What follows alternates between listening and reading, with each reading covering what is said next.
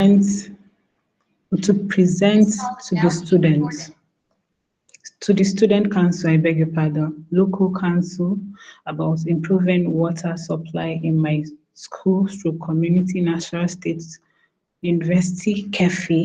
Okay, let's keep our responses coming. Thank you, Hussein Abdul Malik, for this.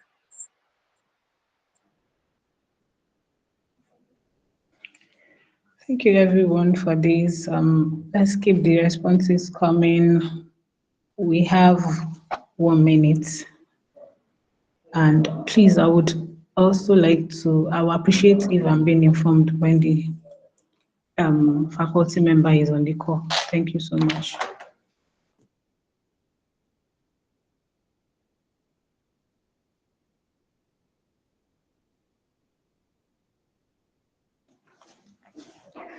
So,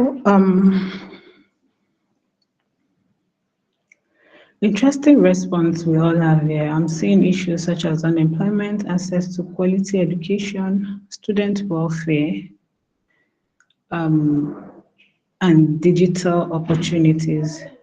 Now, here is the important question. How many of us have ever complained about these issues? Yes, apart from the fact that, okay, you have an advocacy pitch for your governor or your vice chancellor, has there been opportunities where you complained of these issues, these menaces happening? Have there been instances where you rose your voices and spoke against them or spoke in support for those things to be in existence? I would also like your responses on that. Has there been instances where you ever spoke out regarding these issues?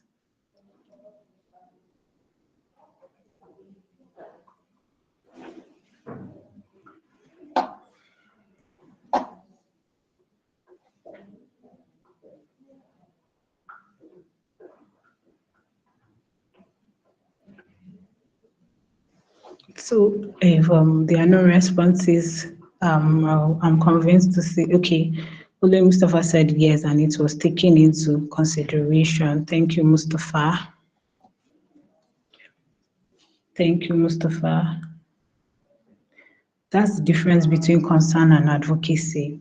Advocacy is not simply identifying problems. It is the ability to influence makers, shape policies, mobilize people, and create solutions. So you advocated and then you went further to complain about it.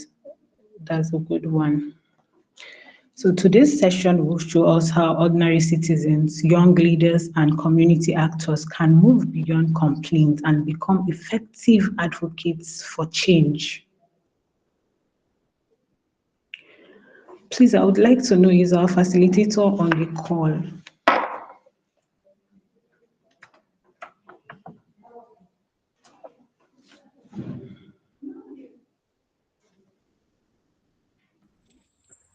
Hello, can you hear me? Okay, thank you so much, sir. Thank you. Yeah, I can hear you. Thank you. So at this point, it is my honor to introduce our facilitator for today's session. Our facilitator for today's session is Mr. Zubairu Rajab Haruna, and I would like to proceed to read his bio. Okay, so Mr. Zubairu is a youth development practitioner, climate advocate, and a government enthusiast with over 5 years of experience in civil engagement, community mobilization, and sustainable development initiative. He is the founder and executive director of Mission for Impact, where he leads programs focused on climate awareness, youth empowerment, and community-driven solutions. In addition, he serves as a climate justice ambassador with Oxfam and has contributed significantly to national and community-based projects promoting active citizenship, policy engagement, and sustainable development. Over the years, Mr. Zubairu has worked extensively with young people and local stakeholders to strengthen participation in governance processes and empower communities to become active contributors to development. His passion lies in building the capacity of emerging leaders to influence policy, drive change, and create lasting impact within their communities. Today's topic aligns perfectly with his experience.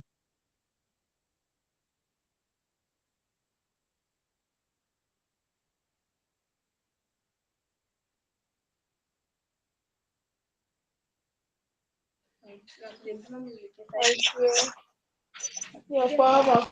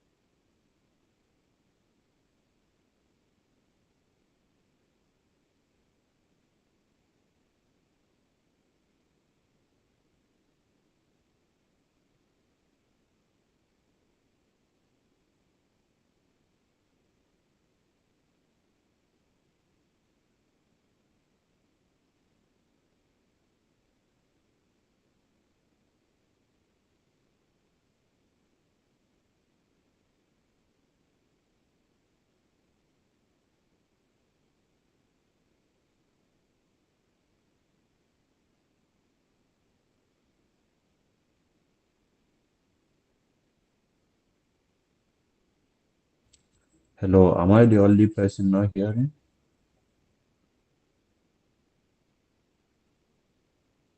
Hello, I I included, can hear but you, sir. also he speak.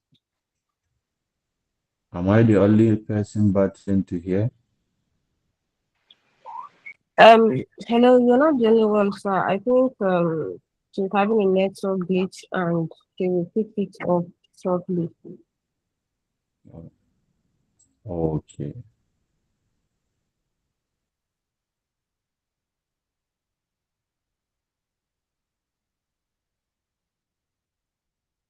You're welcome, sir. The Please, mic can is we yours. hear me?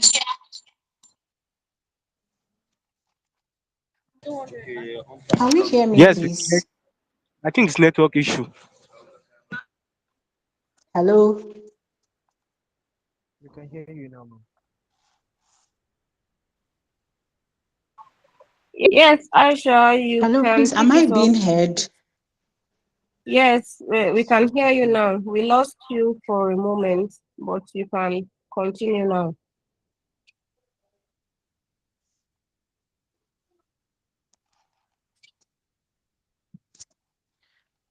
Hello, please, can we hear me? Am I being heard? Please confirm if Yeah, you can hear me. yes, we are hearing you now. Yeah, you, Yes, we can hear you. Hello, Aisha, we can hear you now. You can pick it up from where you stop. We lost you for a minute.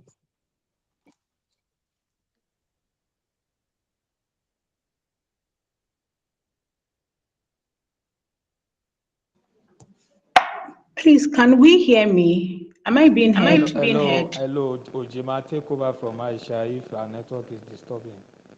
Can we hear Can me, we please? hear me, please? Hello, can We we can hear hear me? you. So I am so sorry for the glitch. I don't know where at what point I wasn't being heard. I know I had just finished introduction. I don't know if I should start all over again, please.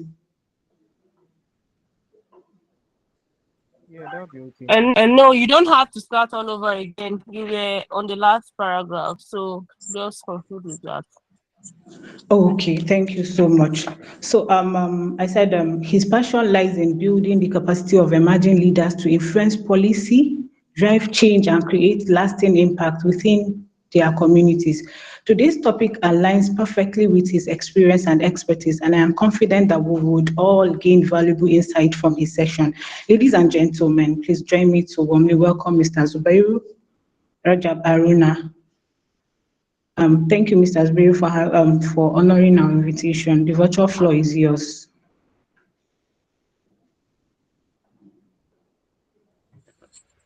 Thank you, Madam Aisha, and thank you to the Fasasi Youth Foundation for giving me this privilege to contributing in bringing the new set of fellows who will be doing wonderful things for us in coming years and ensuring that this country of ours, Nigeria, is a better place that can attract more people to come and see the beautiful things we are having in this country. So, can we hear each other perfectly?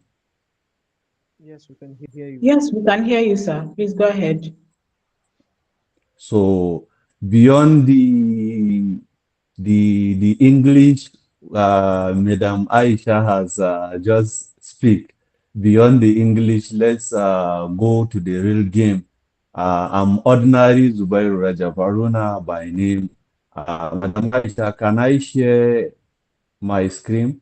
I have a short slide to use for the presentation. Yes, go ahead, sir. Go ahead.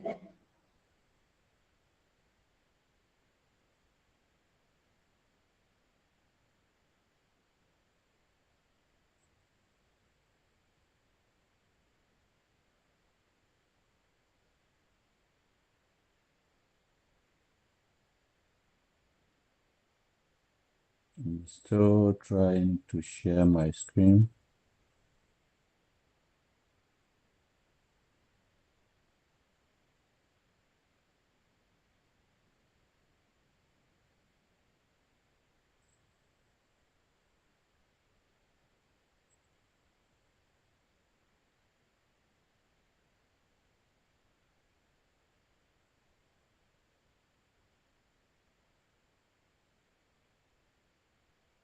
Can you see my screen, please? Not yet, sir. It has not been displayed. Displaced.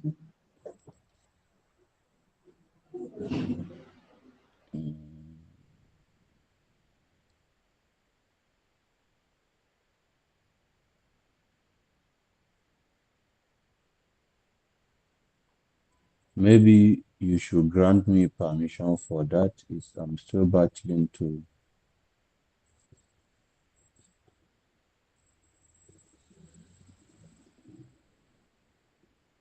Okay.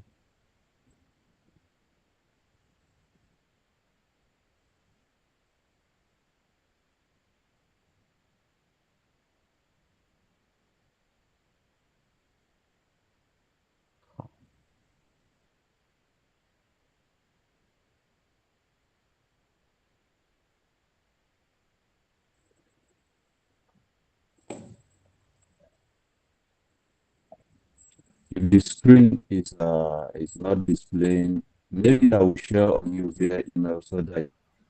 Yeah, yes, sir. So you could share your screen with us, so um would display it for you. Okay, please.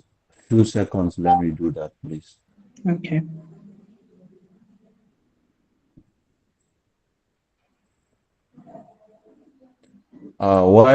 While we are doing the technical part of the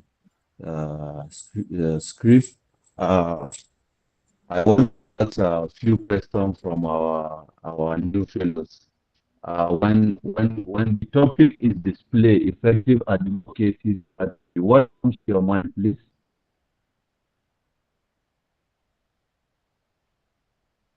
Hello, can you hear me? Yes, I can. Can I get to respond now? Yeah. Okay. When the word advocacy comes to mind, it is something that has to do with reaching out, irrespective of whatever it is the aspect of reaching out with a specific information to the masses or to the target audience for the purpose of understanding and implementation of whatever information is taken to them. So the main core objective is disseminating and also implementing. Thank you, sir.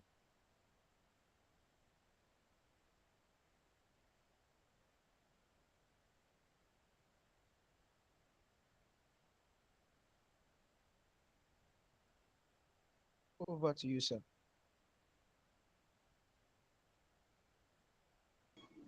Mr. Rajab, please, can you hear us?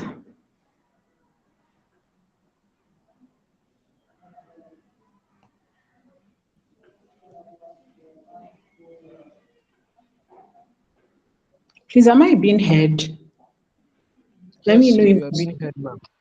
Okay, so Mr. Rajab, please, can you hear us? Okay. Hello, can you hear me?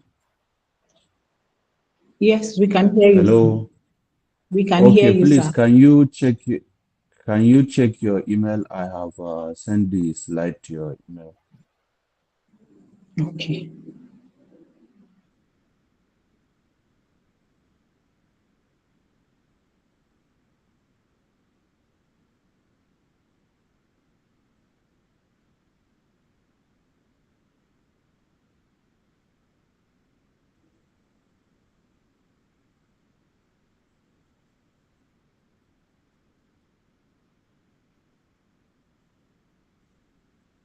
So while we're preparing to project the slides, please keep your responses coming.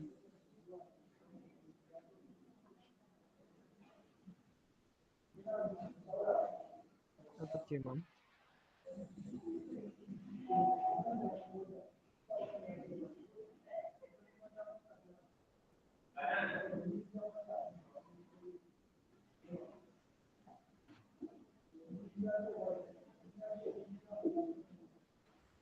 Can you find the slide?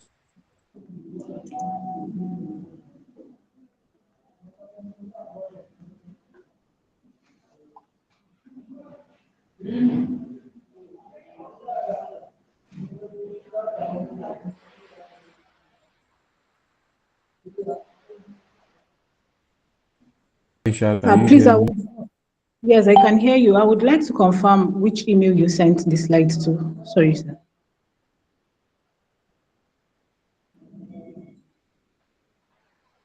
Hello? I can hear you. Can you hear me? Yeah, I said I wanted to confirm the email you sent the slides to, the association, the organization email, I guess. Yes. Okay.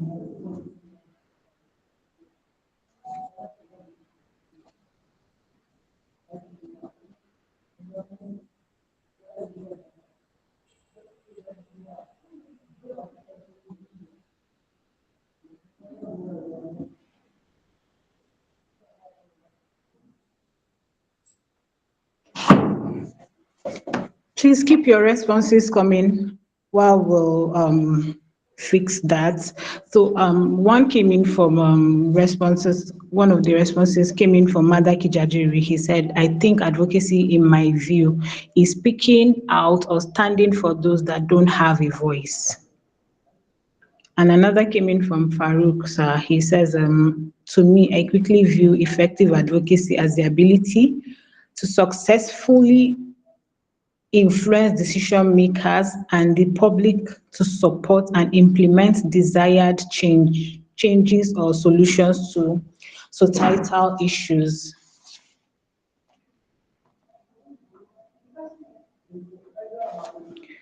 Please keep your responses coming. We've gotten from Madaki, Farouk.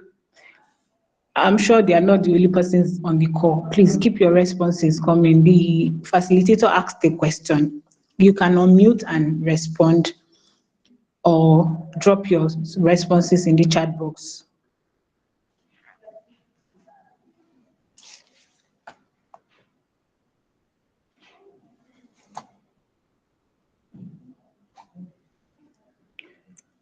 Yes, thank you, Mustafa. Mustafa says, let everyone respond.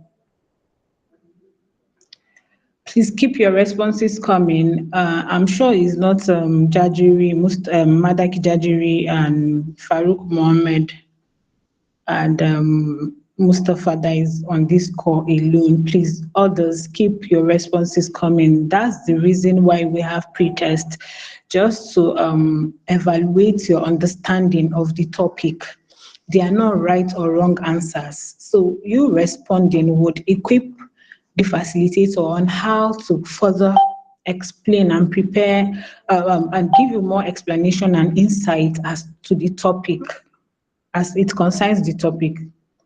So keep your responses coming. There are no right or wrong answers. So please, what's your question again? For others, for those that are just joining in, keep your responses coming. Okay. The question say, as you are coming to this training, what comes to your mind when you hear the word effective advocacy strategy? What comes to your mind?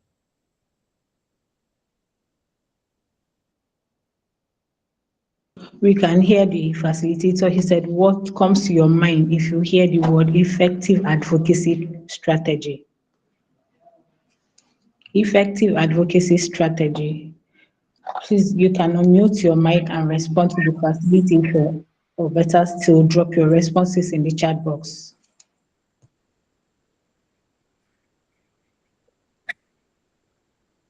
Mr.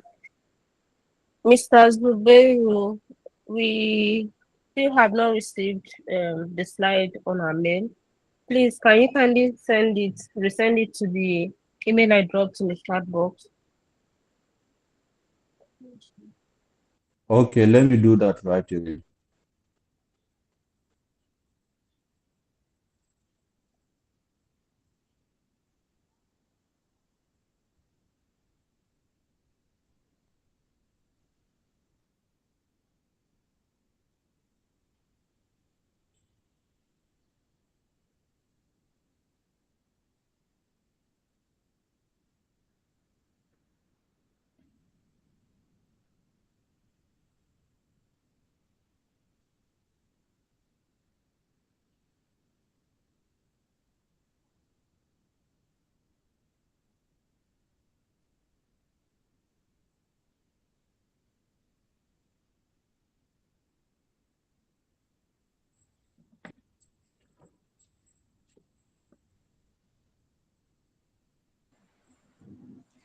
Keep your Okay, responses coming. I think because of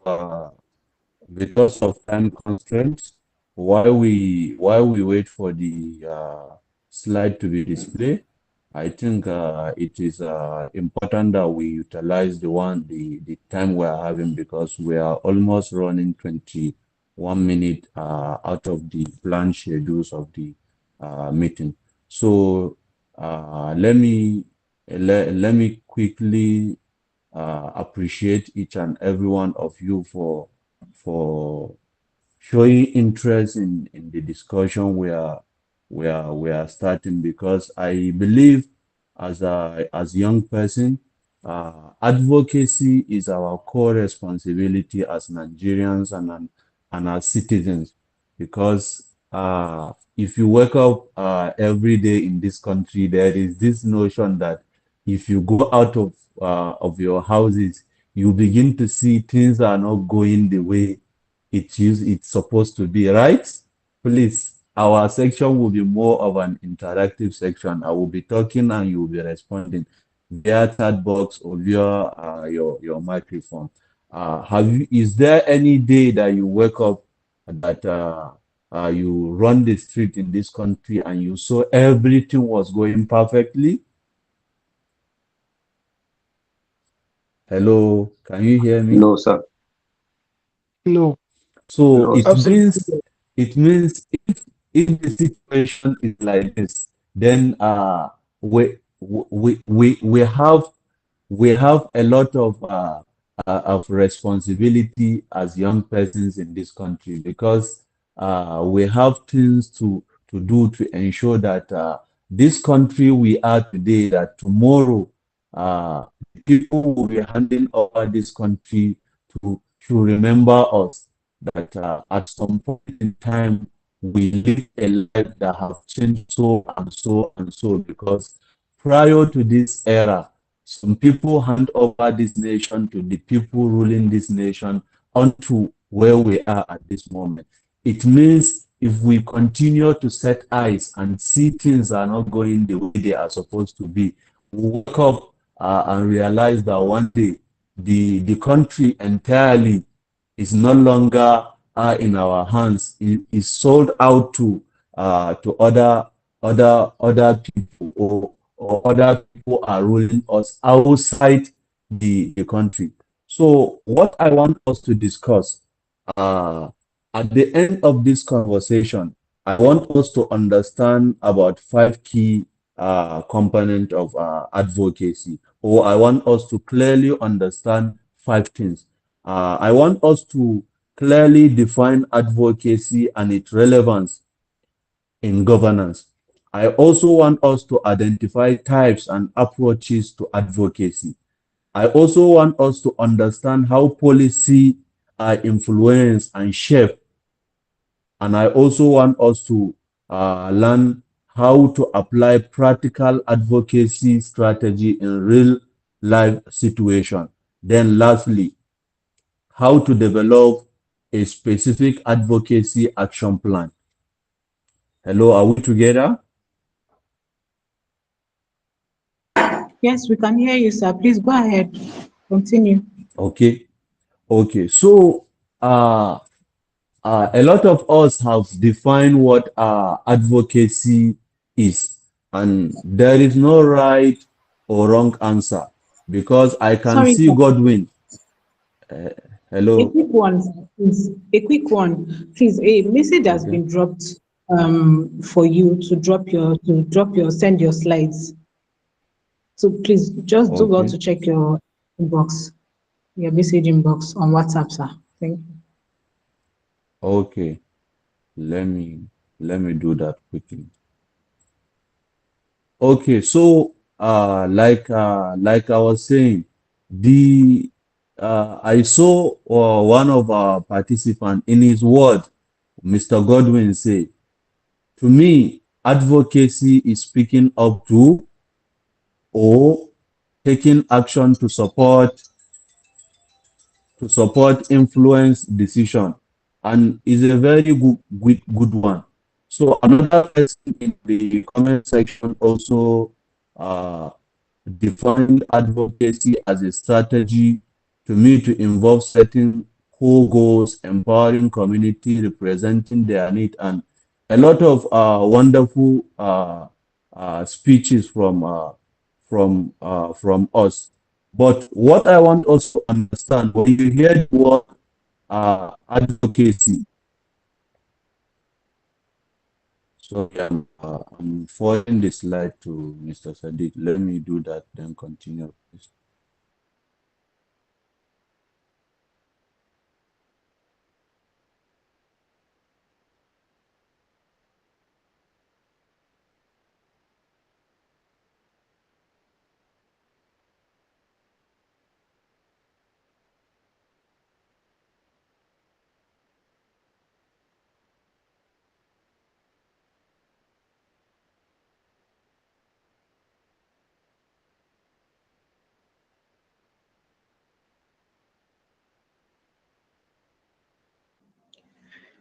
Please, while we wait for the facilitator, if you've not engaged the pre-test, please kindly do so.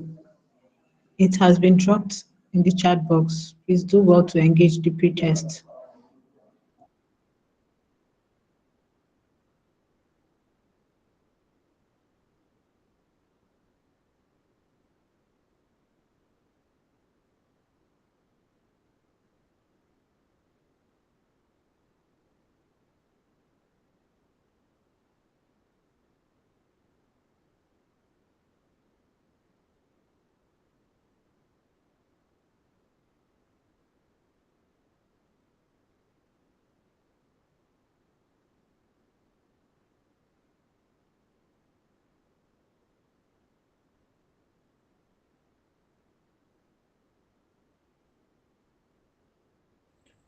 I believe the slide is with Mr. Fasasi now.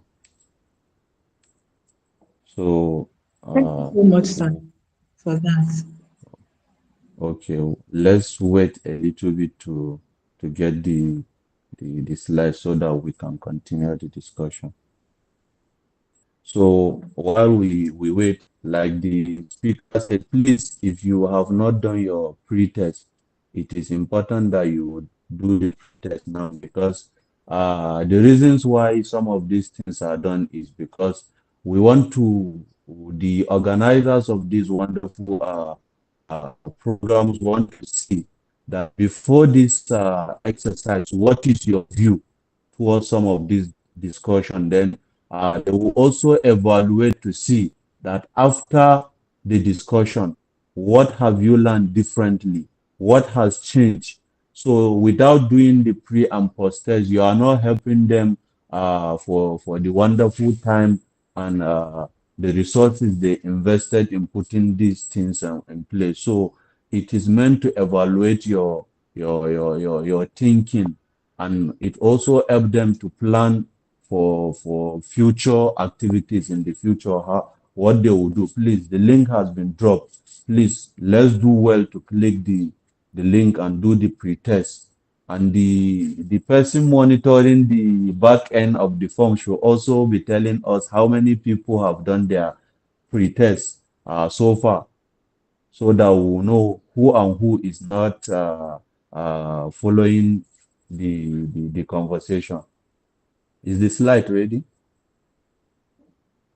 Okay. So thank you so much, and apologies for the hitches in technicality. So let's move straight to the next slide. The title of the conversation, like the speaker has already said, is Effective Advocacy Strategy: How to Influence Policy and Drive Change. So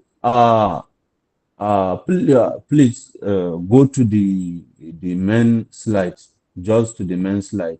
What advocacy, definition of advocacy.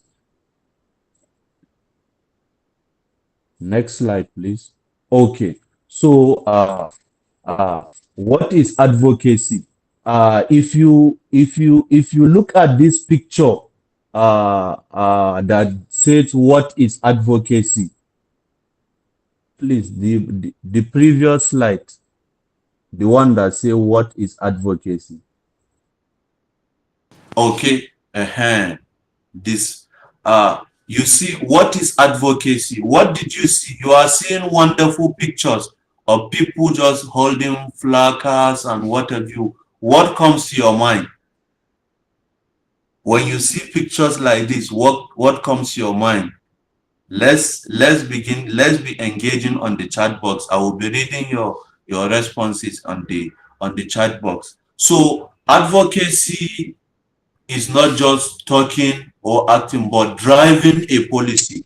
This picture was snapped in Nasarawa State, the heart of Nasarawa State, that is in Lafia, that is the capital city of Nasarawa State, during an advocacy component of a project we implemented in Nasarawa.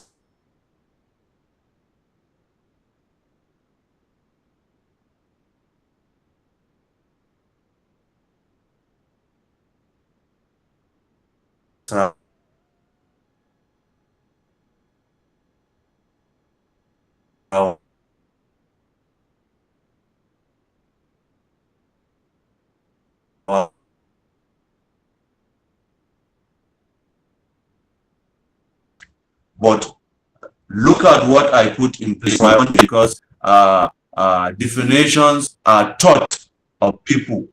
You can decide to study and understand something and give it a different definition. So according to my simple definition, I say advocacy is the act of influencing decision, policies, and action to bring about positive social change. Please, let's understand this word. Advocacy is the act of influencing decision, policies, and action to bring about positive social change. So what does this mean? For you to say you have advocate, you must understand that you have to influence a decision. If they ask you, have you done a successful advocacy? If you say yes, then there are 4 things that we need to measure.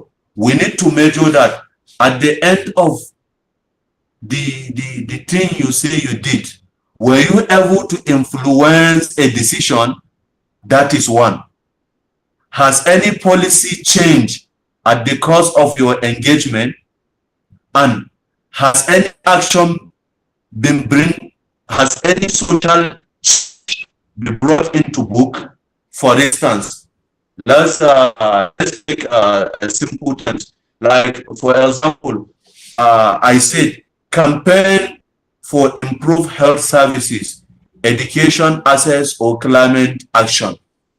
In 2024, we did a project in Nasarawa State, which is titled Empowering Youth for Nigerians' Clean Energy Future. What do we want to do at the end of the project? We aim to see that we have a policy shift across 3 local governments in Nasarawa State. That is Kefi, Kokona, and Lafia. What do we want to do at the end of our advocacy? We want to see that at the end of the advocacy, we want to see a government shift towards climate crisis issue. We drive to see that at the end of the project, government deduct 5% of their annual budget in the LGA on climate issue, that is around solaring public schools, hospital, and what have you. That is our target at the end of the advocacy. Are we able to achieve the advocacy? Yes. We were able to sign an MOU at the end of the advocacy, and the local government agreed to deduct 5% of their annual revenue. Do you know what that entails? It means we have shifted the local government thought from normal activities to deduct at least a percentage of their resources to inventing in climate issue, but most importantly, energy poverty, that is putting solars across public and primary schools, hospitals, and market. So what does this mean? It means we were able to influence a decision at the local government level. We were able to ensure that a policy has been changed. We have put a policy, and what social change have we done? We were able to ensure that at the end of the project, energy poverty in the LGAs are improved drastically. So it means for you to say you have done a successful advocacy, it means you have to identify these 3 components. There must be an influence in decision, there must be a policy shift, and there must be a positive change. For instance, for some of us who want to do this practically, after the program in the university, you see that sometimes, what will I cite as example? Okay, let me use exam malpractice as a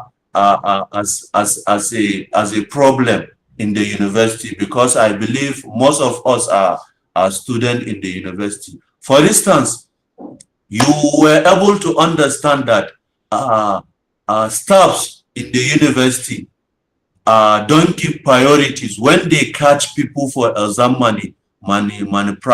malpractice. They don't give them a chance to come and defend whether they are being caught or not. So you as an advocate decided to advocate that I want to see that at the end of this advocacy, I want to influence a decision. I want to make a policy change. I want to drive a positive social change that is affecting student community. So what do? We have to measure 3 things. At the end of the advocacy, the question will be asked, was this policy able was this the influence? Were you able to influence the decision from shifting of a policy that at the end, if they catch a student for exam malpractice, he faces a panel, and the panel are able to prove that this person is guilty or not before going to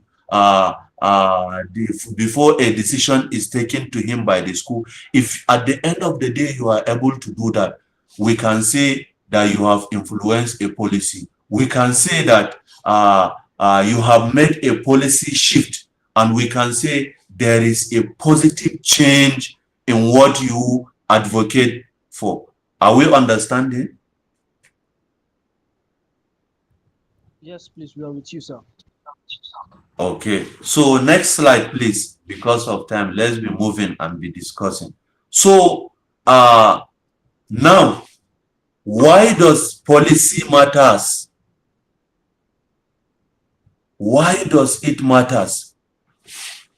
Advocacy plays a critical role in the society because, one, it empowers marginalized group. Two, it ensures citizen voice are heard. Three, influence government decision and policy. Four, it promote accountability and transparency. And five, it drives social development change. So in all of these items I mentioned, you can see they are not going out of the four principles the foundation we earlier mentioned in the beginning of the conversation, that for us to say we have done successful advocacy, we must influence decision, policy, and also bring a social positive change in the community. So for us to look at this, we'll look to see that if we are not advocating, people will continue to be at a marginalized state. People will be vulnerable. Remember, when Yaga Africa come with an advocacy that not too young to rule, they cited a policy gap that in this country, young people are not given platforms to contribute and also represent their HPS in discussion when it comes to decision in the country. They feel that it is right time, let them do something. What did they do? They empower this marginalized group, because our young persons contribute to comprises of about 60% of the population of this country. So, and at that time, they are not given the avenue to contribute to national discourse. Young people don't go to state assembly. They are not in the seat of House of Reps, and a lot of positions are being marginalized. So Yaga Africa then came and said, not too young to rule. There should not be, when you are contesting, age should not be a barrier for you to be at the national level, at the national discourse. So what did they do? They empower young people. They form coalition to ensure that they influence a decision, they shift a policy, and they also make a societal shift. Can we see that today? We can say that proudly in Nasarawa State, because of Yaga Africa, the Deputy Speaker of the Nasarawa State House of Assembly is a young person below the age of 35. Can we clap for ourselves? This is a good thing for us as a nation, because if Yaga Africa did not come with that advocacy, elderly people will have continued to rule this country till this moment. But because of the effort they made, they were able to empower we, the young person who are marginalized at that time. What did they do secondly? They ensure that citizen voice are heard.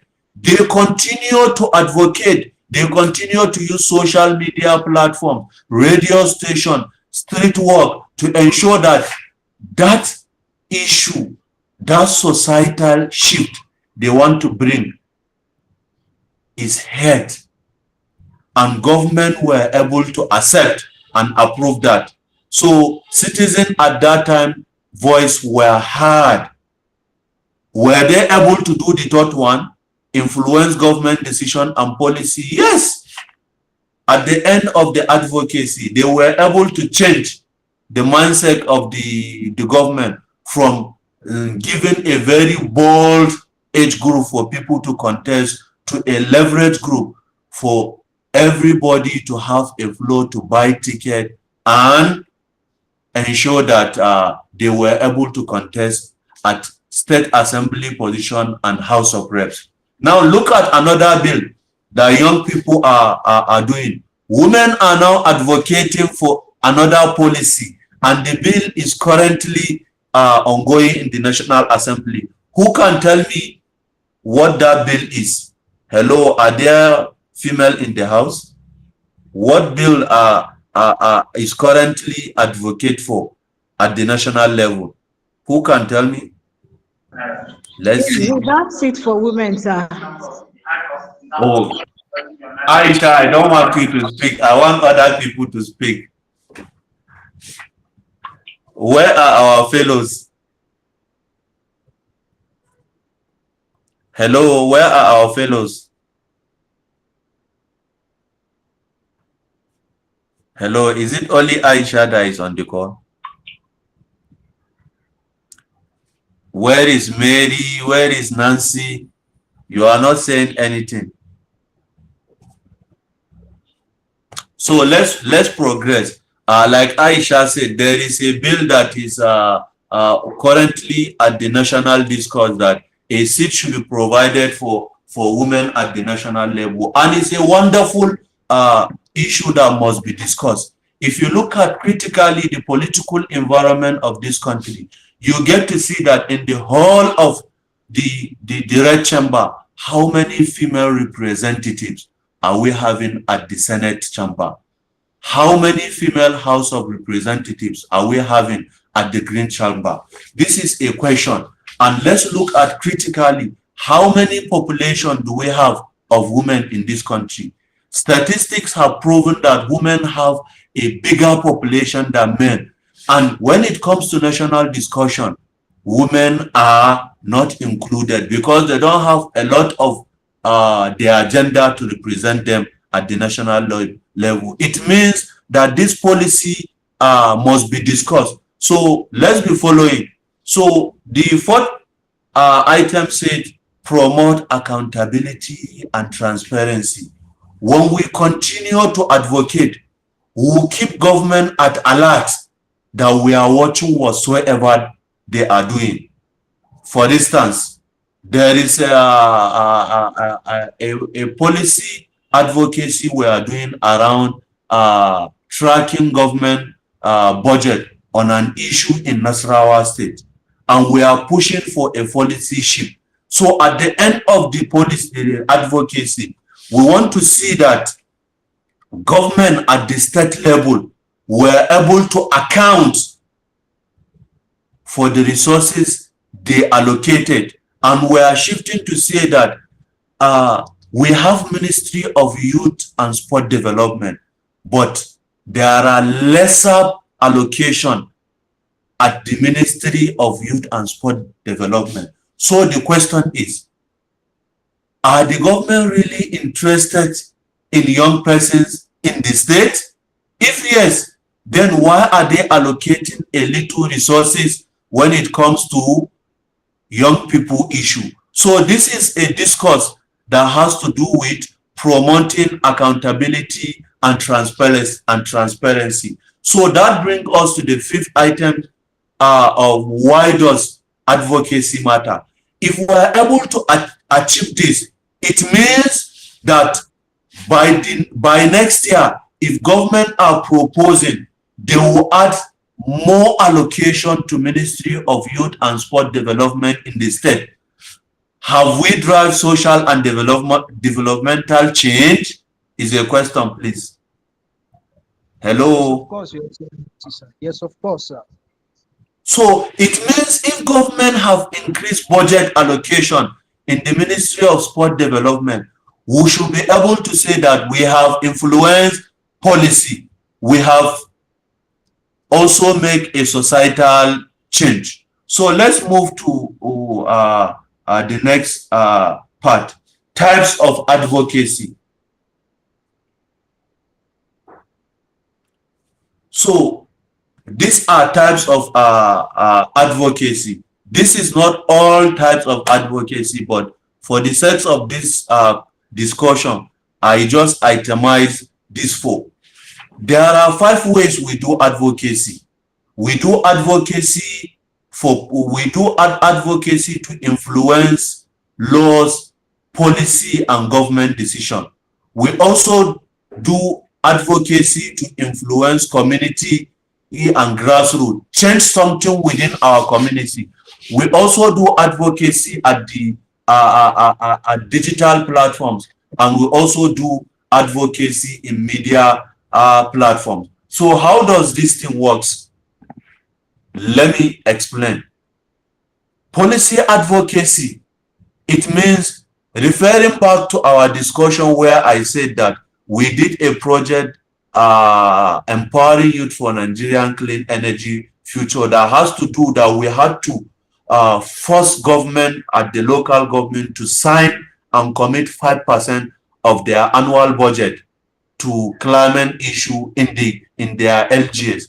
It means that we were able to shift a government stand towards something. Before that time, there was no allocation of 5% to local community and dealing with climate issue at the local government. But after our engagement, we were able to shift government decision from not allocating to allocating. So you see, this is what we call policy advocacy.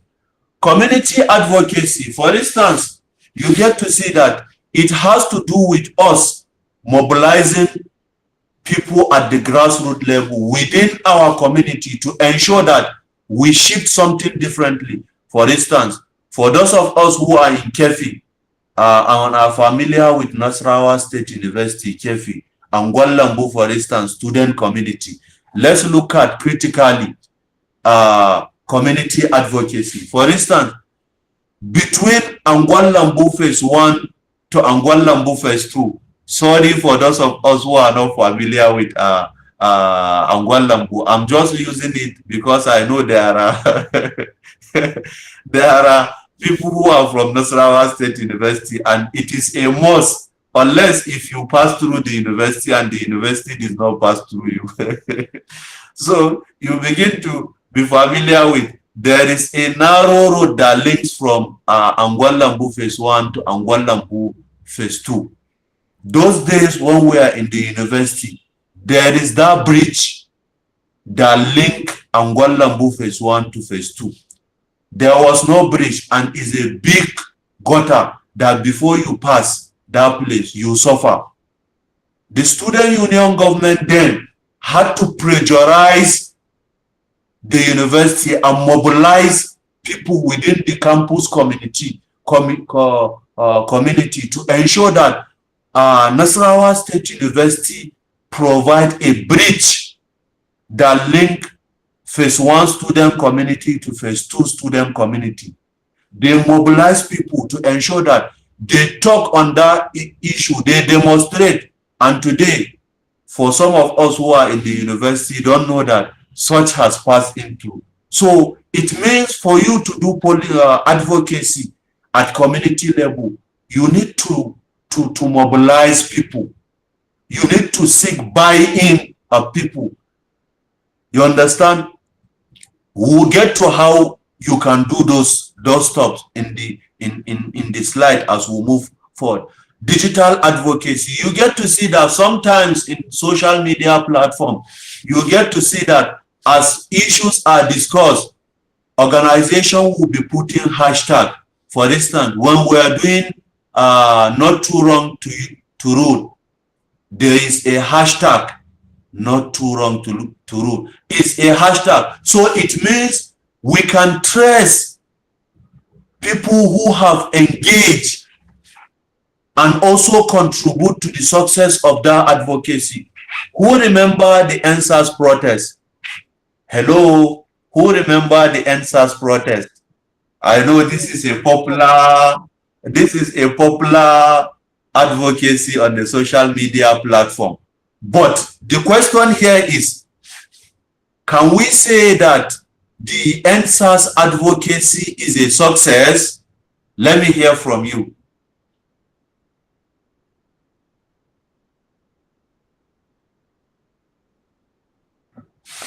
Hello, are you hearing?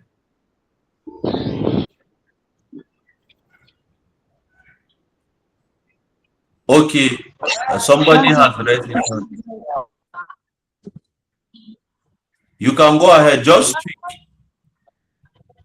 Okay, good morning. The NSAS advocacy was not a success because during that period, many Nigerians lose their lives, of which it caused more harm than good. So I think that advocacy was not a success. Okay, thank you. Let me hear from another person. One last person because of time. Yes, I saw Nancy raising her hands. Okay, go ahead. Due to, for every advocacy, there is an objective. Now, for the success of an advocacy, there must be a success in the objective. So looking at the answers of the thing and the way it went, even from the organization, organizing and what have you, we could say that is a partial success because one of the objectives is to let the government know the frustration on the masses.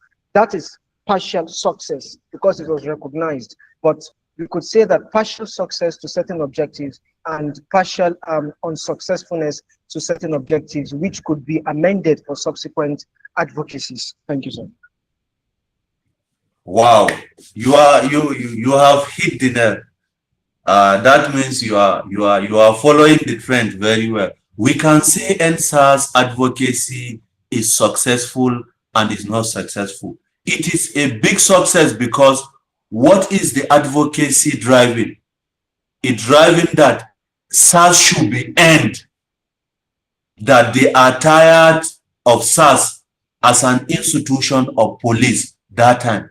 And the question is, was SARS, was the SARS as an institution? And yes, we can say the advocacy is a success.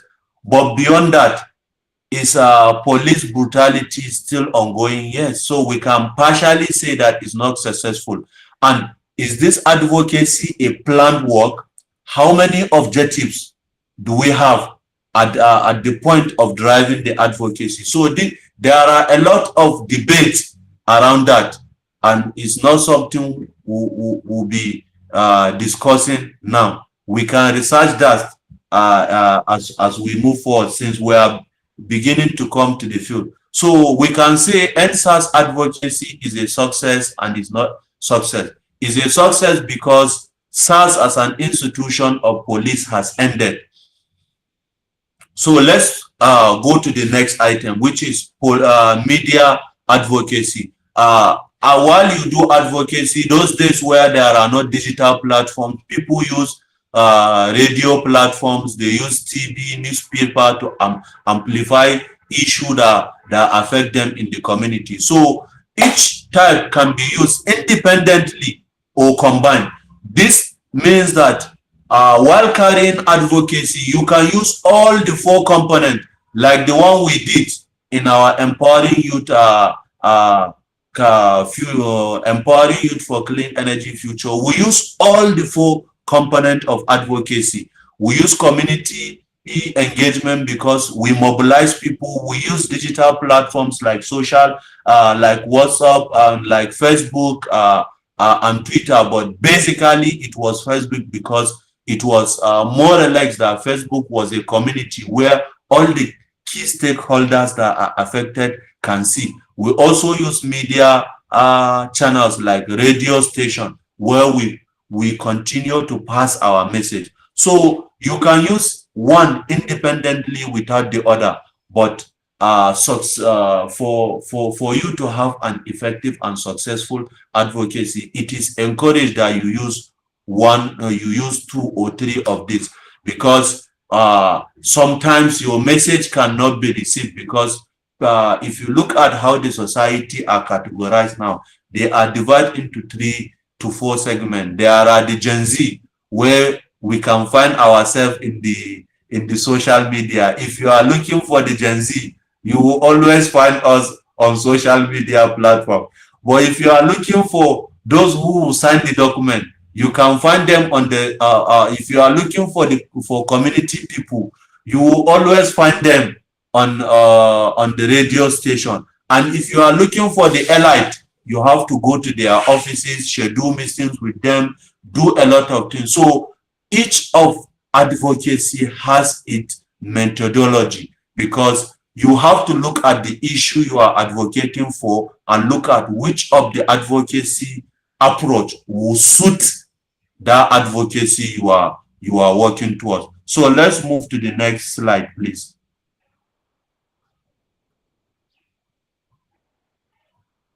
So we have advocacy processes. This is very important. We don't just jump overnight in the morning and say we want to do advocacy. Hello. It's very important. You don't just wake up in the morning and look at your street and say, today there is no water in the borehole. I want to advocate for for water in the community.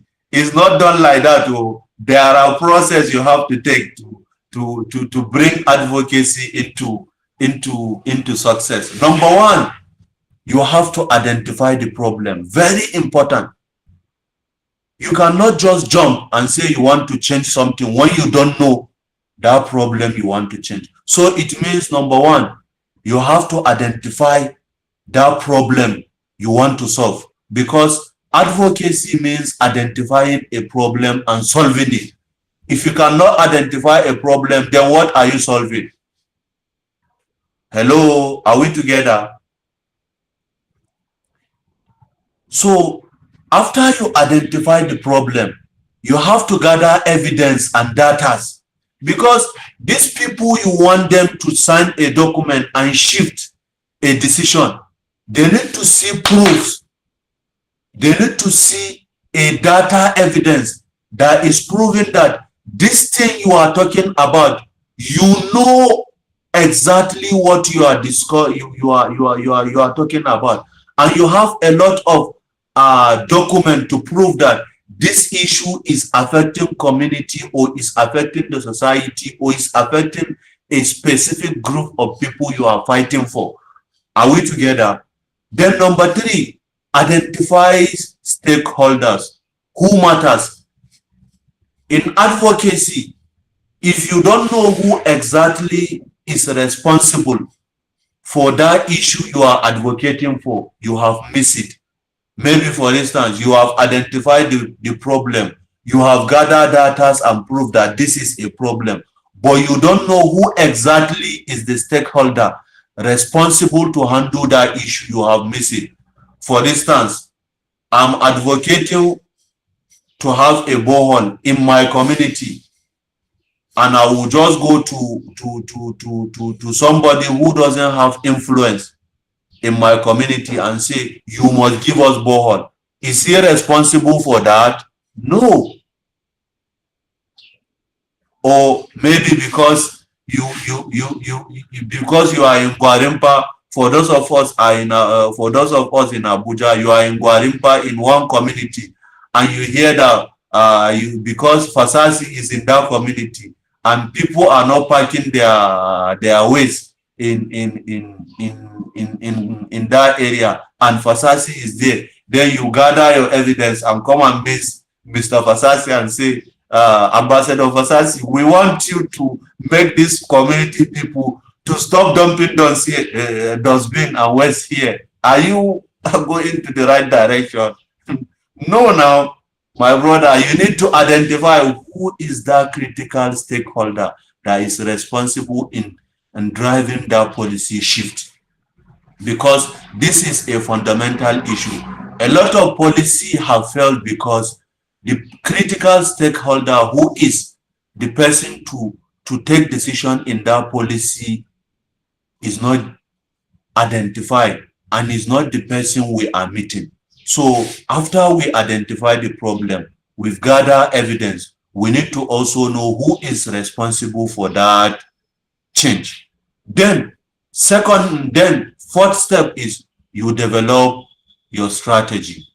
You must know that person you are meeting. How can you meet him? What strategy will you use? Sorry, let me use let me go out of point. If you know, say that person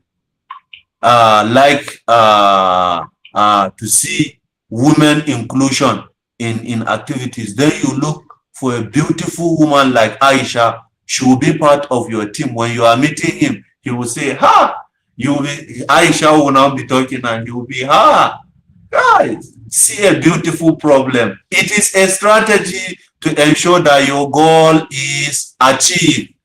So while doing advocacy, you must also identify how you can maneuver. Your end goal is to ensure that there is a success in the problem you identify. So you must identify that stakeholder you are meeting. What is the way you can use to maneuver to ensure that that person has approved and signed what you want to do? Because advocacy is very critical.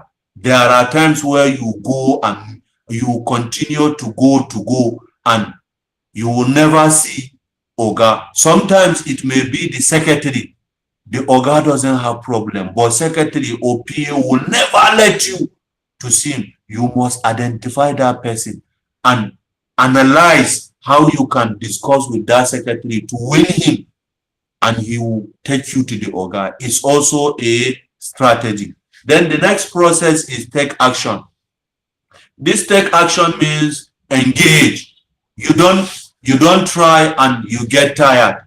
Advocacy in shifting policy takes time. Sometimes it may be 2 years. There are policies that take 3 to 5. Some even take 10 years before they are achieved. So it means when you start, you continue to engage. It is a game that doesn't require you to, when you start, you stop. So the next process is monitor and evaluate progress. What does this mean?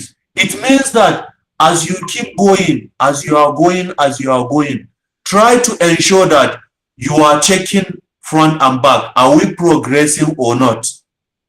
Hello, are we progressing or not?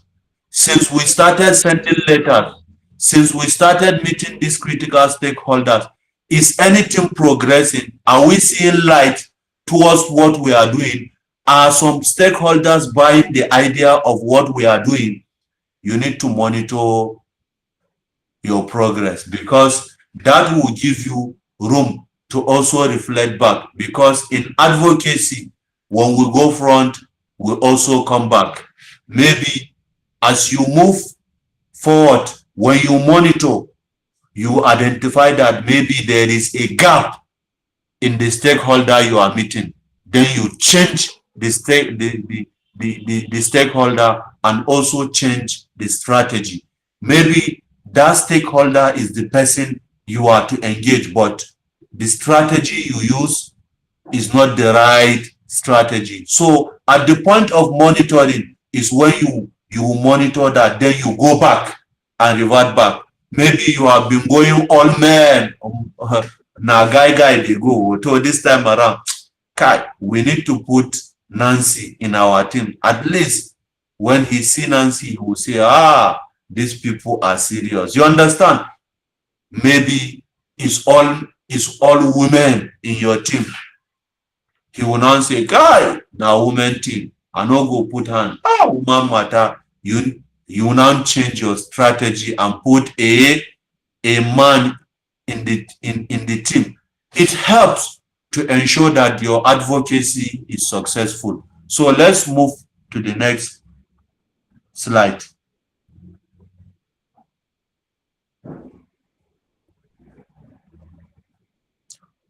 So understanding policy. This picture, sorry, before you go, this picture you are seeing, understanding policy, is taken in Kokona. For those of us who are from Kokona local government, you will see that this is the Kokona local government chairman. This is when he was signing the policy MOU for us, agreeing to deduct 5% of their annual budget in renewable energy. That is why I put this picture, just to see that this is a deal done, not just a theory. It is something that we have done and is successful. So type of policy. Let's see the next slide. What is policy? Let's see the slide. Next slide, please. A policy is a set of decisions, laws, or guidelines made by government to address issue. We have been discussing policy around advocacy, but what is this policy itself? Policy is a set of decisions, laws, or guidelines made by government to address issue. It is a standing law that government will wake up and say, today we don't want anybody to be staying outside once it is 10 o'clock. It becomes a policy. It is a law. Once it is signed and passed through, it becomes a policy. It becomes a law that as citizen of the state or the local government or the community, you must abide by it. Are we together? So because of times, we will be rushing the discussion. I hope we understand what policy means. It means it is that decision that government make to change our life towards issue that is affecting us as a society or as a community. So who makes policy? Policy are made by stages. Government officials, legislators, ministry are an agency, but depending on which policy are we discussing, because there are policies that are made at the federal level and is replicated at state and local government.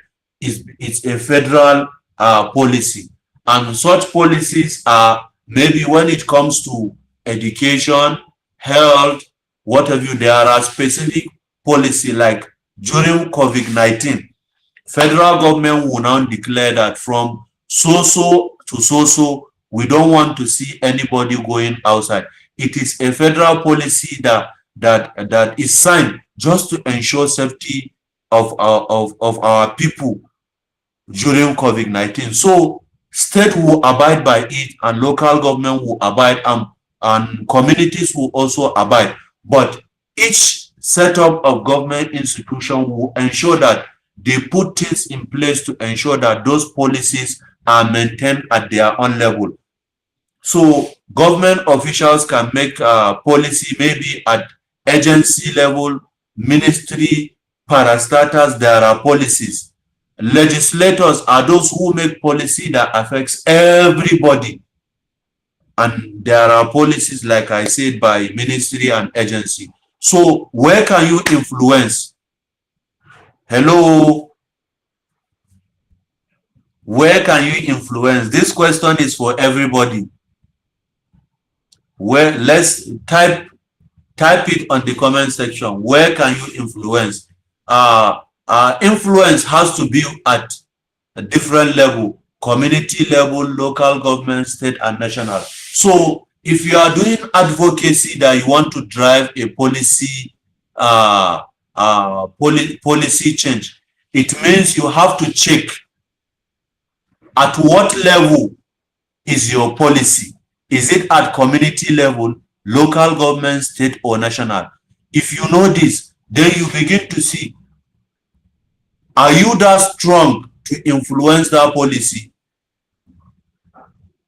Are we together? Because policy influence are determined by your weight individually or organization. You cannot just take an organization who is just in Kefi, for instance, maybe Angwanini Association, and they will say they want to influence a policy at the federal level. Do they have the resources? Do they have the coalition? Do they have the stakeholders? So policy influence is derived by checking your weight individually or as an organization. Where are you strong? Are you strong at the community level, local government level, or state or national? So we must look at this before we decide where we drive our policy. And for you to drive policy, there are things you look at. If you look at the four pictures beside us, we'll look at something like, hello, the slide should come down small, please, so that we'll see this. You look at the picture in the slide, you look at a picture that is saying discuss, engage, public awareness, and policy commitment. For you to achieve policy, you must discuss. It requires a lot of discourse, because a lot of people who must bring input idea. You must also engage. It means you have to engage grassroots, different people, and you also have to create awareness. It means you have to educate people on the street, in media station. Then before finally you come to government and ask them or force them to commit to that thing you want them to do. Let's go to the next slide. Key advocacy strategy. Key advocacy strategy. So as we move to the field, if we want to be advocate, there is this we must look at: stakeholders engagement, build relationship with decision makers.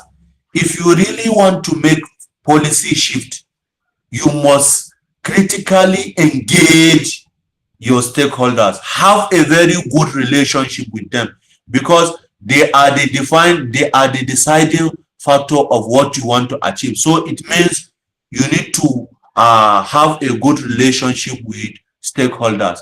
Evidence-based advocacy. Use data and fact, like we said in the previous slide. In our advocacy process, we identify data, if you remember. So we must use data as evidence, as a strategy to win the heart of people who are signing or are endorsing the policy we are working towards. Storytelling, very, very important.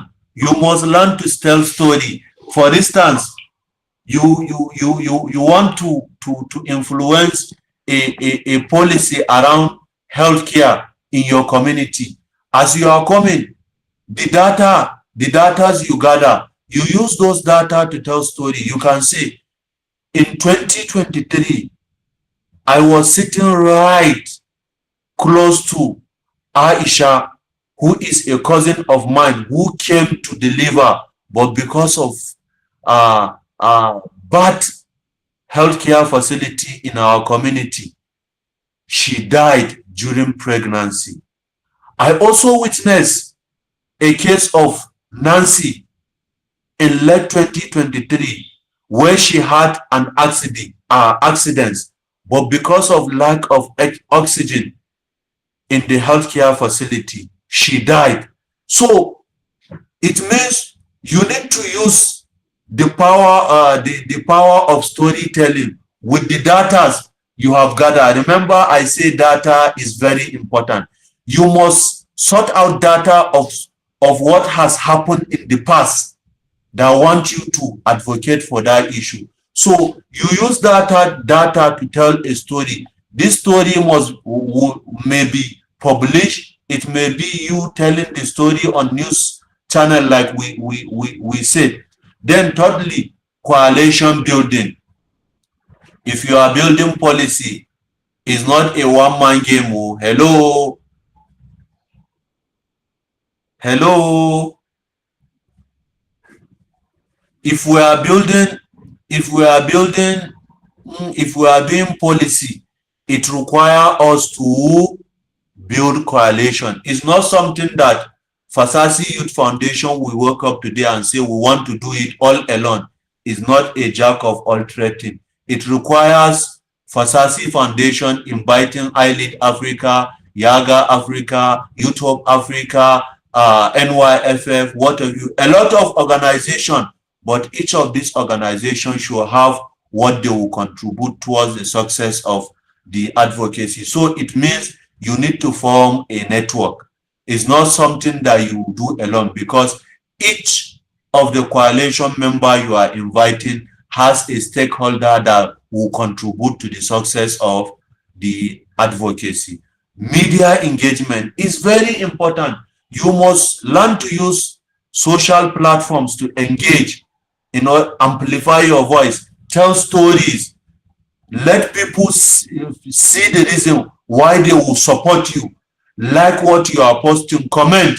Remember, if you post on social media a very beautiful story that touches the heart of people, people will share, they will continue to share, people will comment, people will like. Before you know, your message will get to the key stakeholder you want your message to go to. So let's go to the next slide. Stakeholder mapping. Stakeholder mapping is very important. You see, as we are going forward, we are taking one of this item and we are breaking them. So for effective advocacy, stakeholder mapping is very important. You have to identify who is your primary stakeholder, decision maker, and who are your alliance. Those are your coalition that will support you. You understand? So primary stakeholder, direct affected people, decision maker, who is signing the policy, who is that? Because primary stakeholders are those communities or people you are advocating that policy on their behalf.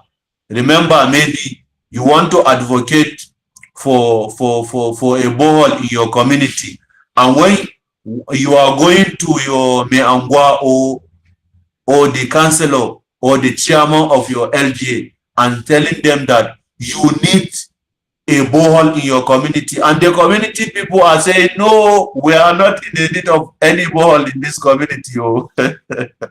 You see, there is a problem. So it means you need to identify and map your stakeholders. This problem we are pushing, the community or the people affected by this issue, are they really interested in this policy shift? Their buy-in is very important. The decision maker is also important. The alliance, those are people who will form your coalition. They are very important. So we must use this method to map out our stakeholders and know who is relevant and who is not relevant. Are we together? So let's go to the next slide. Storytelling.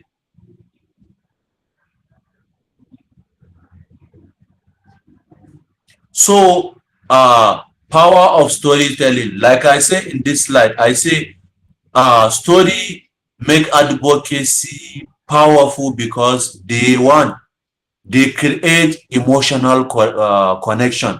When you are telling stories about what happened, people will just be sitting and they will feel emotional. Have you not listened to a story on a social media where you will just be, you don't know when you will be crying? Hello, has anybody been this emotional? You will be playing a video, and because of how the story is, you will be too emotional and you will just be crying because the message is well understood by you. So that is the power of storytelling. You need to tell the story very beautiful and emotional so that people will have connection with what you are telling. Then you should also make issue relatively. Relate that issue to them. For instance, you are telling story about how somebody raped somebody, or how a group of women raped a man. So you must relate that issue to people. Like, imagine if this was your brother that was raped by I'm using men. People will now be laughing and say, do they really rape men? They do now. But it's not mostly bring at the people don't used to speak on those issues. So you need to relate those stories with people. People should feel, this story is connected to me. I will definitely be part. So then you must also influence decision makers faster than data alone.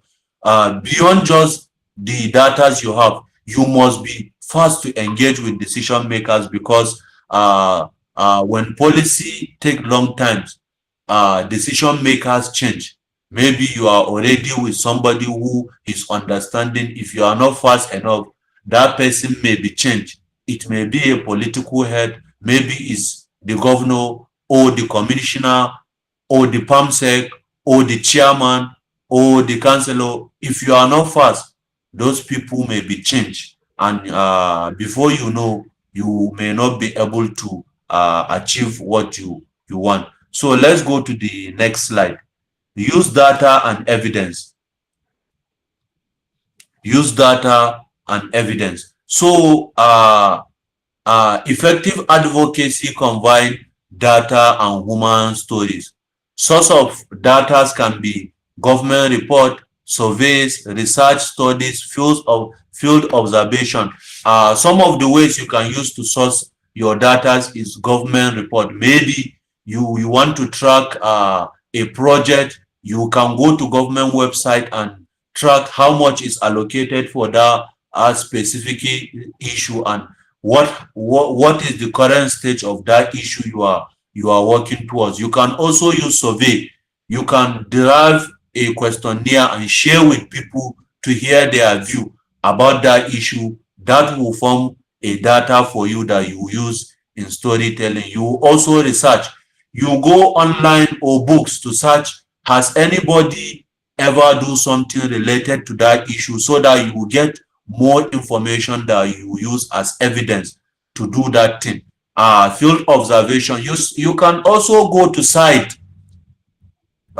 If you are doing it for a community, you can also have a time to go to that community to see for yourself what exactly is that issue. Is it really the issue that you want to advocate for?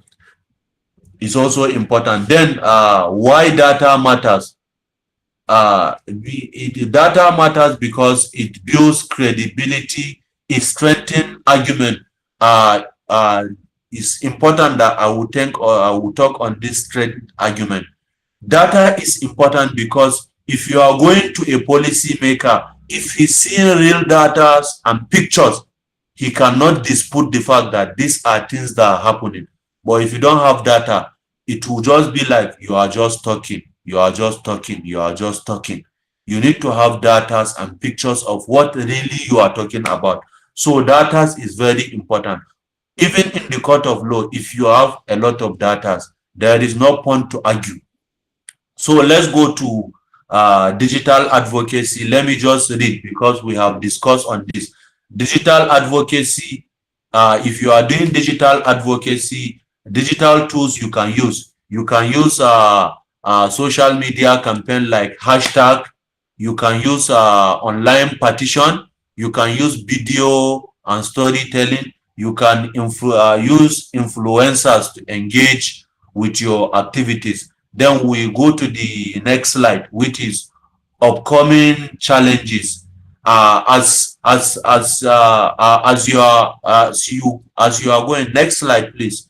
As you are going to advocacy, you understand that there are challenges. So how do you overcome challenges as you move, as you do your advocacy? You build strong partnership. If you build strong partnership, you overcome challenges. Be consistent and use multiple advocacy channels. Strengthen your evidence. Engage communities actively to overcome challenges in your advocacy. Build strong partnership. So coalition building in advocacy is very important. Advocacy is a marathon, not a sprint. So as you engage with the community that are affected and also build coalition. They will add strength. When you are weak, they will encourage you to do more. It is very important. So let's go to next slide. Case study. Sorry, I have been using this empowering youth for Nigerian clean energy as our case study. It is the most recent advocacy we have done. That is why I'm using it as a case study as well. As well. So what we identify, case study, empowering youth for Nigerian clean energy. The problem we identify was low awareness on climate issue, low local government involvement in climate issue and energy poverty. So what action did we take? What action we take was community sensitization, stakeholders engagement, and youth mobilization.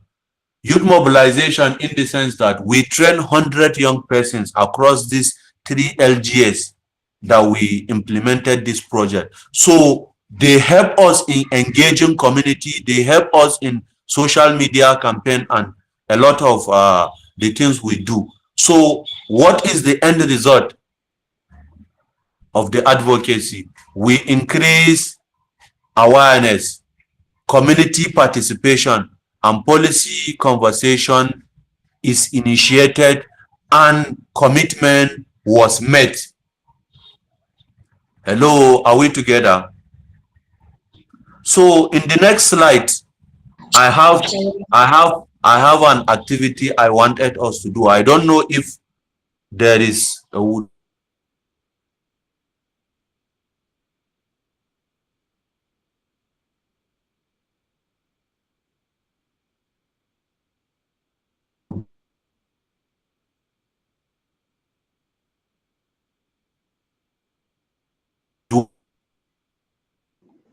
Sorry, am I the only one that cannot hear the facilitator?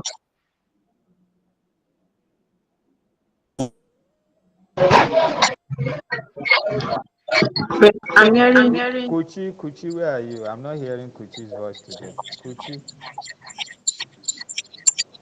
Mary Olowo. Those are my Hello, can you favorite hear students. me? I'm not hearing Hello, them can you today. hear me? Yes, we can hear you. Hello, can you hear me? Hello, can you hear me? We can hear Where is you. Olonwuye?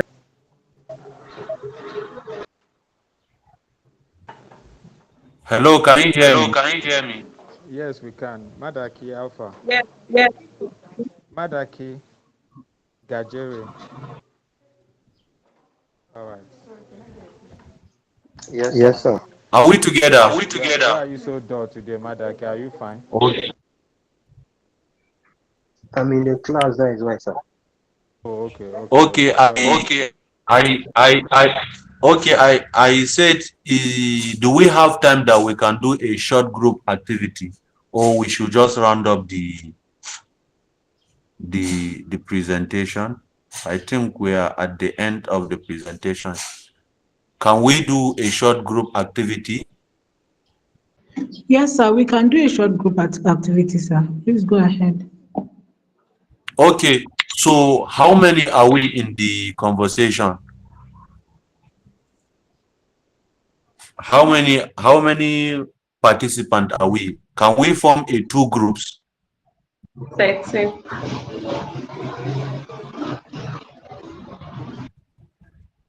Can we form a two group?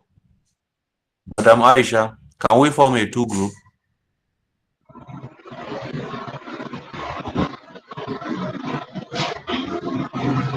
Okay.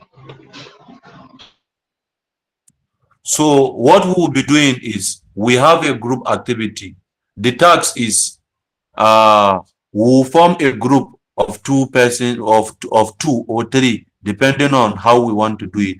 What I want us to do is in the group, I want you to do four things for me. You identify a problem in your community. One, identify a problem in your community. The second thing you'll be doing is who is affected by that problem. You understand? Then third is who can solve that problem. You should identify it. Then what advocacy strategy will you use to solve that problem?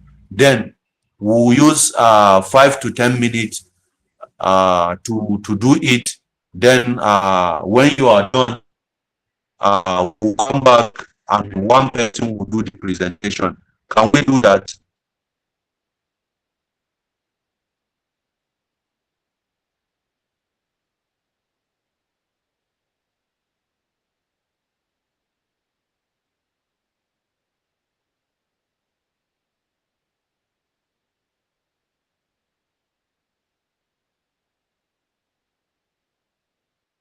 Hello, Aisha, you are not saying anything. Hello, sir. Yes, we're on it, sir. Okay, so I just want to confirm if we are on it. Yes, we're on it, sir. Okay, no problem.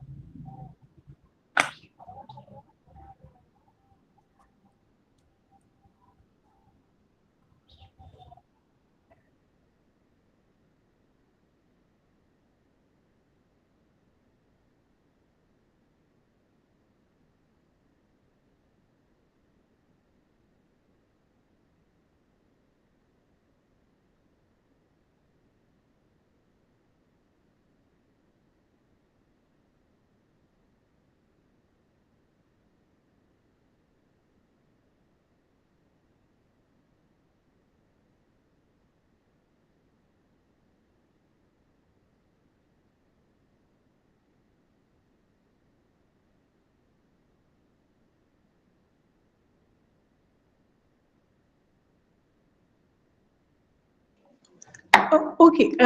Sorry, sir. I don't know if you can hear me, sir. I can hear you. So, a quick one. I was thinking that we do that after the training, and then we get the result back to you. We'll get the presentation across to you. Okay, if that is how you want it, they can do the exercise and do the presentation, and we can later to you. No problem, it's fine. Just to ensure All that right. we just want to ensure that what we've been saying, they are understanding and they are going in the right direction, because we believe they are future advocates and they will be doing wonderful things in their community. So let's proceed then. Thank you, sir. Okay, let's go to the next slide. Personal plan.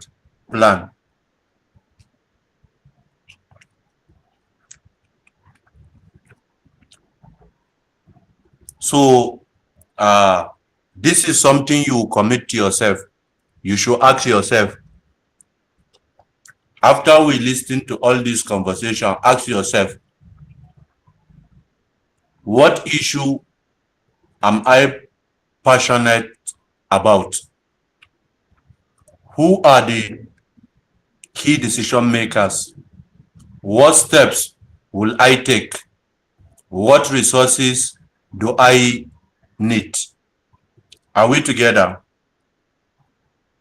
Hello? Yes, we're with you, sir. We're together. Yes, we are listening. So what I want you to do also, this will be another assignment from my end as well. After the group assignment, Aisha, I want them to also do this for us.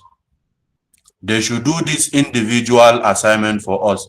They should ask themselves, what societal issue are they passionate about?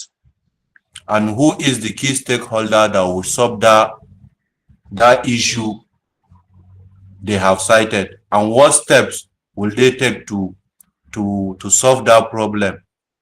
And what resources do they need to solve that problem? Are we together? Answer Yes, me sir. with okay. So Together, let's sir.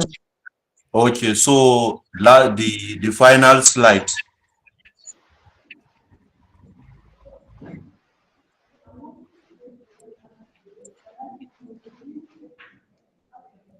So key takeaways. So my last message for you as I leave the floor.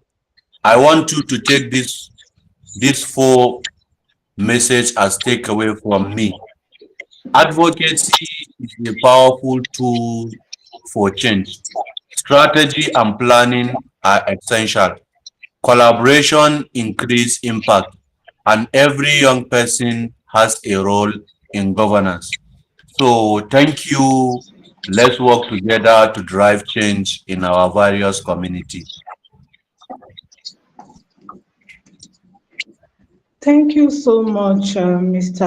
Zubairu Rajab Haruna, for this insightful and thought-provoking presentation. Please, can we hear me?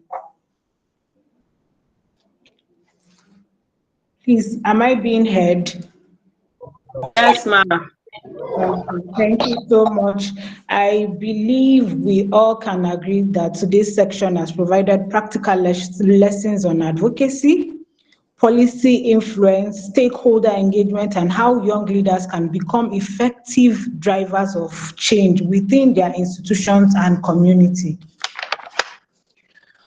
So on this note, we will now move to the interactive section where we have questions and answers and contributions. So if you have a question, answer, contribution, if you have a question, contributions, you can raise your virtual hands or type in your questions in the chat box.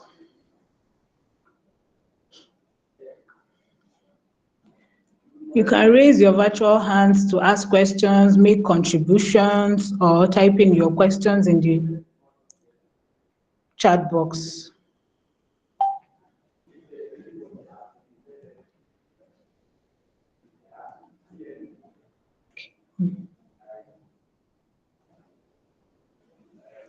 I'm still waiting for your questions. Raise your virtual hands, chat in the drop your questions in the chat box. Is this a sign that there's no question, like everything is being understood?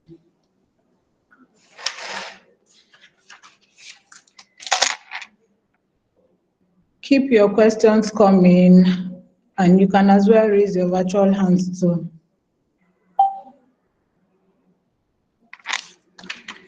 Okay, so with this, I assume there are no questions. What about contributions? Any contributions? Contributions?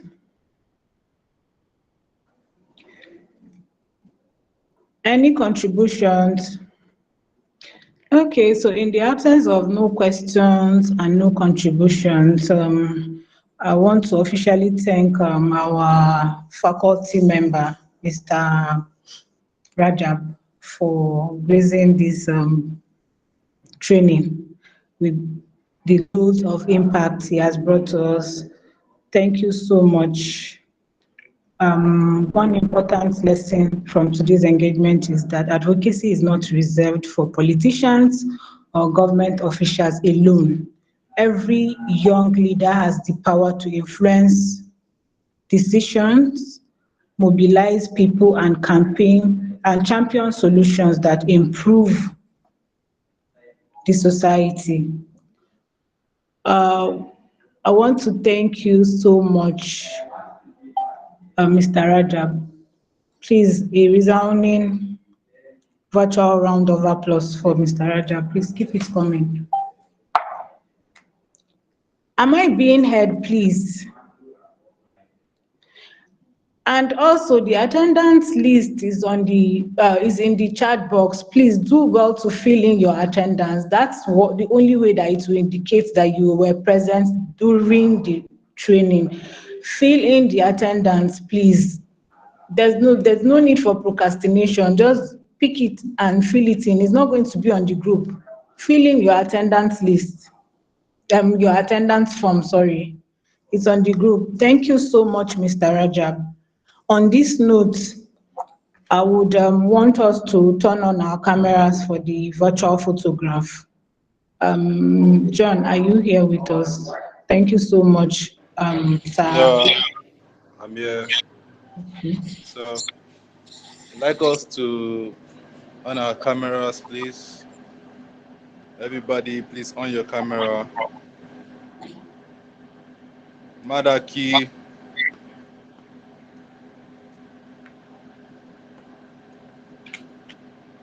Please, let's on our camera. Thank you. Okay, let's give ourselves a very good smile. Even though you are not willing to smile, just just pause it.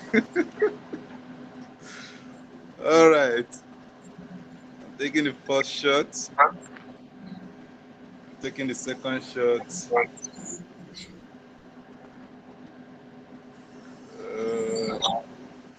Okay, we are good. We are good. Thank you. Thank you very much. Okay.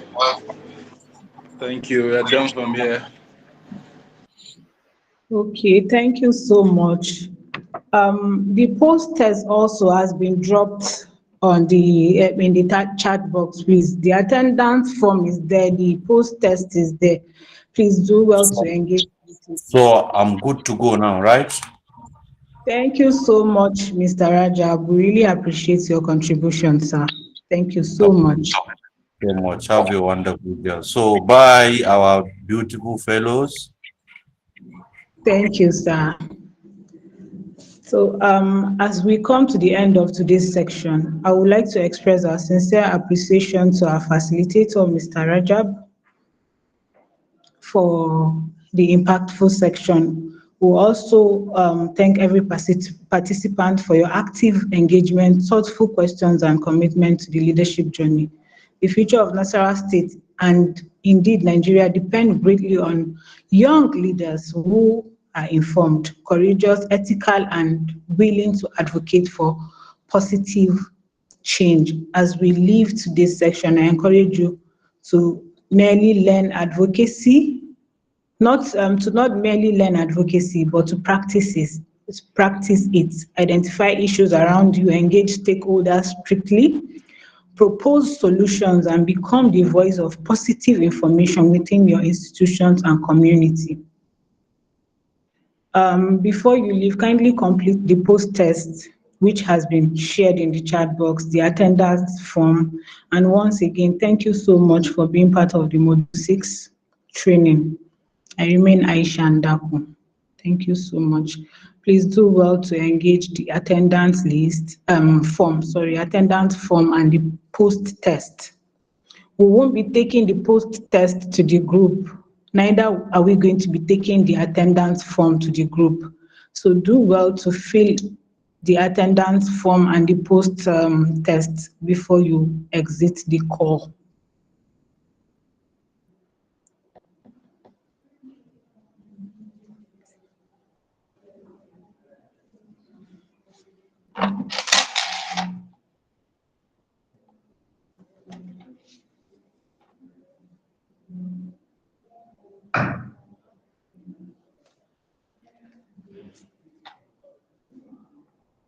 Thank you so much, everyone. Thank you for your presence, your participation. Thank you so much. If you are done with the attendance form and the post test, you can kindly exit.